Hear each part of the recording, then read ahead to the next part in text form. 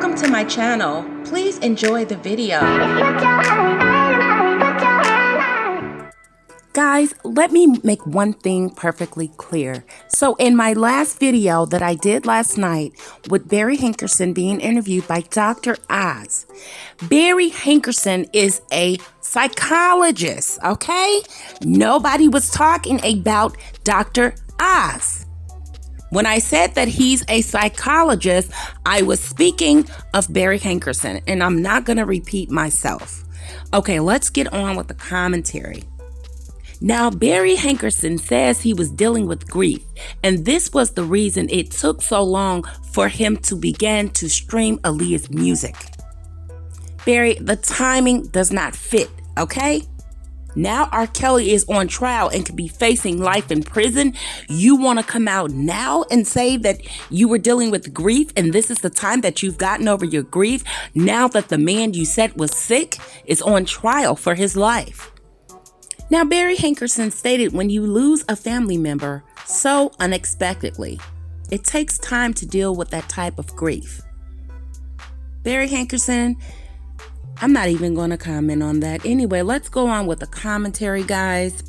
Because see, Barry Hankerson is saying things, I don't know what is going on with him. He's saying things that are furtherly giving me confirmation that he's incriminating himself.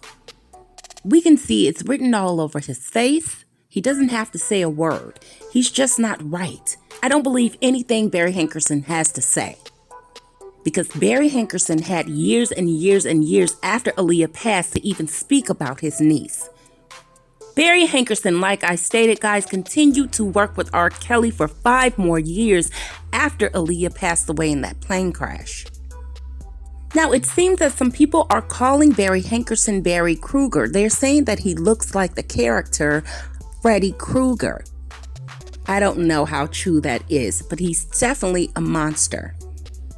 And I really believe this is the best excuse he can come up with, trying to stream Aaliyah's music. No, it's not that you were going through grief, Barry. You have become broke, and now you need to make some more money. And you know, somebody's got to drag Barry as well as Diane. I already done that. Now let's go over to Barry Hankerson. In my past video, guys, Aaliyah Estate is asking for Barry Hankerson to show where those funds were going and where did they go. And he still has not yet to answer to the estate. So let's get into this little black story on Barry Hankerson. We're going to talk about major cliffs on label, personal drama, and legal issues. Barry Hankerson married and met Gladys Knight in the 60s, 70s, and she described him as being evil upon meeting him. But she says that the two of them fell in love, and he used her association to make a name for himself in the music industry. He hosted a television show where Gladys and the Pips performed. Barry Hankerson convinced her to leave her backups behind and start a MGMT company to run her own affairs. Shortly after that, they divorced eventually, and Gladys Knight felt he was too controlling and vindictive. So between the 80s and the 90s, he would later manage a group called the Winings and manage Robert, who helped produce his 4 albums. Barry would be the person to introduce his 12-year-old niece Aaliyah to Robert Kelly. So through Jive Records, the distribution, Barry and his son formed the Black Round record label, where he used his niece Aaliyah, who was only 11 years old, and some other family acts that will be mentioned later in this commentary.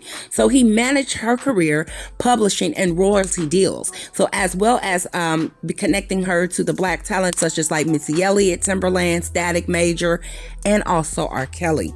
So when Aaliyah turned 15, she recorded a AANBAN with Robert, who was at that time a R&B superstar. By then, that's when the rumors started to circulate. So Black Ground moved from Jive to Atlantic.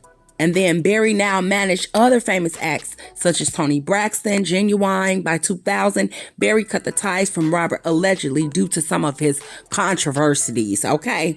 So by 2004, the world had already grieved the death of his niece, and Barry would sign more acts to the label, one being the singer JoJo. I spoke about her in my other video.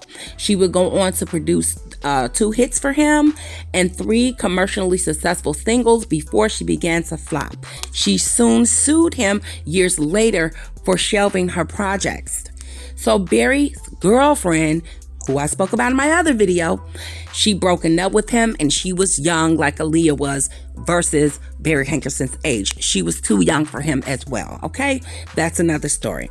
So anyway, after they broke up in 2006, she proceeded to sue Barry in 2007. Barry Hankerson allegedly kept harassing her, and like I stated in my other video, he threatened to blow her car up while she would be inside the car. He tried to have someone to put a bomb on her car. He also used the internet, and he spread rumors about her, saying that she was living with HIV. Okay, Barry, where'd you get that from? Okay, did you get tested, Barry? Okay. And so the IP address from that source tracked back to Barry Hankerson when he went online and was spreading those rumors about her. And she won her lawsuit, okay? So he also used the label funds to buy out a hair salon that she was employed at. And then after he bought the hair salon, guys, this is how dirty Barry Hankerson is. He buys this lady's beauty salon and then fires her from it.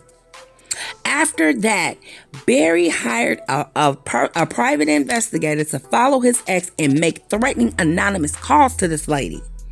She was rewarded $5.8 million in that lawsuit, and Barry Hankerson still has not paid it. Could this be the reason? Because if he doesn't pay it, he's gonna go to jail. Could this be the reason?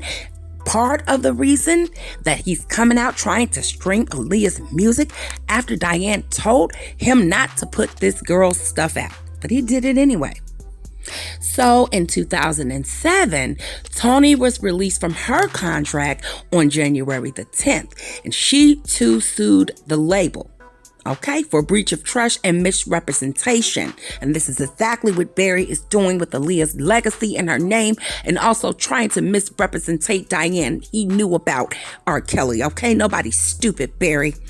Then Barry had signed a deal on behalf of Toni Braxton in 1997, and she received her $23 million to help her through her bankruptcy, but it was soon dropped. So Toni then signed back with Blackground. After that, she only made 1.3 albums in the contract before they dropped her as well. So they eventually settled out.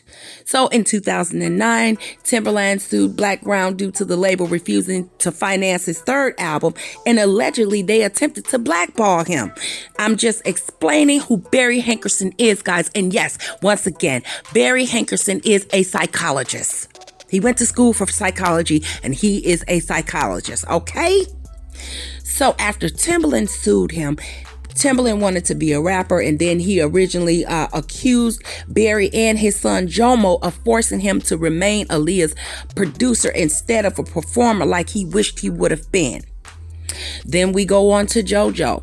She released that album on his label back in 2009. They agreed that her 3rd album would be distributed by Interscope in 2013. JoJo also filed a lawsuit claiming that Blackground refused to release her 3rd album for over 6 years, and then they settled out of court. Just giving you guys a little background of major clips on the state of Aaliyah and other music, including her Uncle Blood, Barry Hankerson. So a former Blackground producer, his name is Jeffrey Walker, and he also sued the label after being taxed a bill of $200K.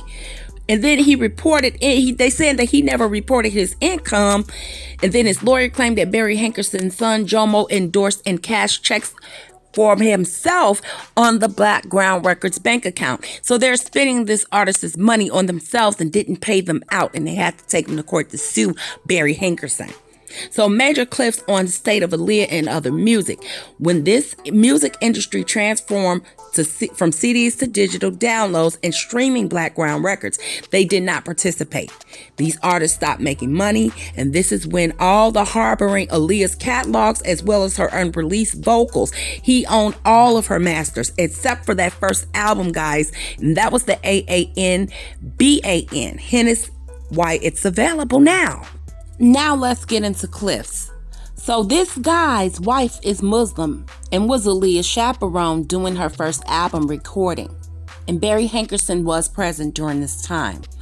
And the man stated that he saw R.Kelly do something inappropriate with Aaliyah. It comes to find out that there are a lot of people who has witnessed R.Kelly and Aaliyah having a personal relationship, inappropriate relationship.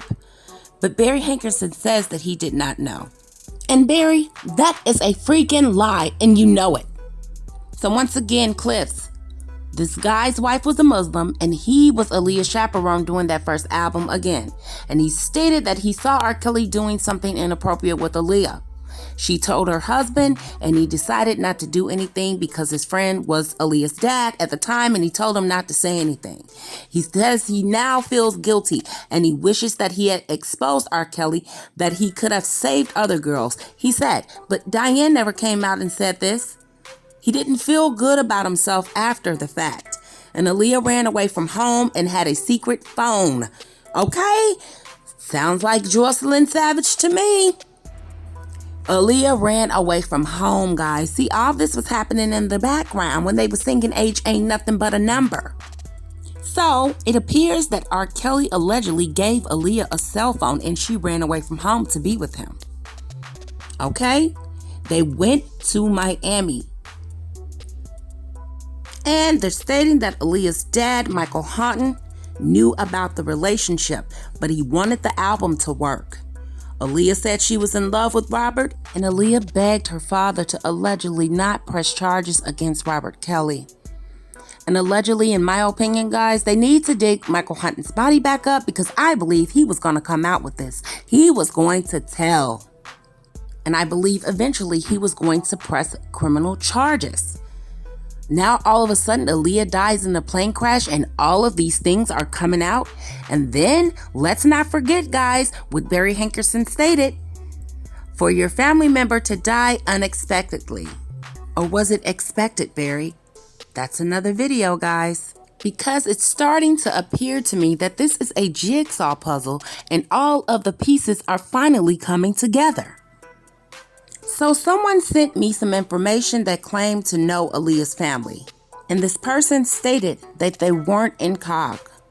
They stated that Michael was the one who was angry and Michael had his foot down, while Diane was the one who kept encouraging the relationship between Aaliyah and R.Kelly. This person claimed to have been best close friends with her dad, so the truth is probably closer to his version. So either way, it seems to me that all the adults seem to be banking and cashing in on their daughter at her expense. They should have done better towards her. That's just my opinion. If they tried to press those charges, it may have helped prevent all of these other girls from becoming victims too. Now, guys, I'm going to leave you with the rest of this tea and you can make your mind up. These are just what's here and what I have about Barry Hankerson, okay? Now, Barry Hankerson got on live TV, national TV, and stated that he did not know and he was oblivious about R. Kelly and Aaliyah's relationship. R. Kelly fired Barry a week after Aaliyah died, and less than 6 months later, that tape found its way out to the right people. So it was all good when he did those things to those little girls, as long as Barry was making money. People also think it was Barry who sent out that marriage certificate for Robert and Aaliyah. And I stated this before and people were telling me, I don't know what I'm talking about. Barry Hankerson was there, guys. Barry Hankerson was R. Kelly's manager, so undoubtedly he knew what was happening behind the scenes. See, everyone and everybody on R. Kelly's payroll even knew what was going on. Okay? So Barry just chose to sell Aaliyah out for fame and fortune, in my opinion. And see, it was once alleged that Barry Hankerson was a very feared man. And see, he had the NOI backing him from big security, cleaners type of dudes. So I was always confused on how could he have allowed all of this shit to go down with Aaliyah, his niece. You see, I'm hearing stories now of him sending out goons to whoop people's asses in the studio, allegedly.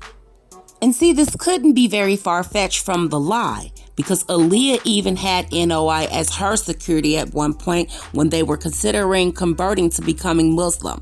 And see, Barry is now Muslim, guys. And see, what y'all not understanding is Barry is a psychologist once again, and Barry is crazy and loony as you know what. Allegedly. Like he had that chick's car to get blown up. Stuff like that. So it's all a complete mess. Barry has a lot to account for, and you know, he was going to be sick when his niece was going to leave Black Ground Records. But see, she died before she could even leave his record label. So this is adding more suspicion to this whole jigsaw puzzle, guys.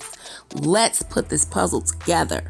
See, there was a rapper by the name of Little Sean, and he was giving out many clues in his post. But honestly, like it is in like the ancient holy books, there's only those who have eyes to see and those who have ears to hear.